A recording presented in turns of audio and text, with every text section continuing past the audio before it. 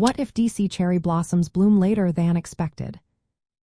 Imagine planning your trip to Washington, D.C., hoping to see those stunning pink and white cherry blossoms in full bloom. Now picture arriving a week early, only to find the trees still mostly bare. If the cherry blossoms bloom later than expected, it can change your entire travel experience. The peak bloom is when about 70% of the Yoshino cherry trees around the tidal basin open their flowers, creating that breathtaking sea of pink. Usually this happens between the last week of March and the first week of April, but weather plays a big role. If spring stays colder longer, the blooms can be delayed by several days or even a week. When this happens, the National Park Service updates their forecast, shifting the predicted peak bloom date. That means if you planned your trip based on the original forecast, you might miss the best time for viewing.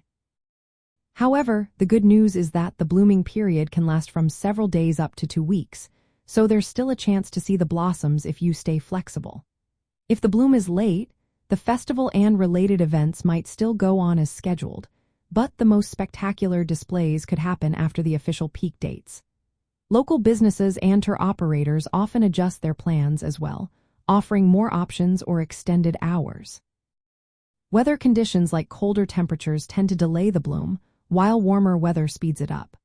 For example, in 2018, a cold spring pushed peak bloom to April 5th, later than usual.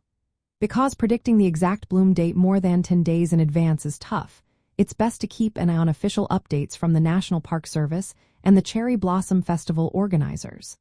If you're planning your trip, stay flexible with your dates and be ready to adapt.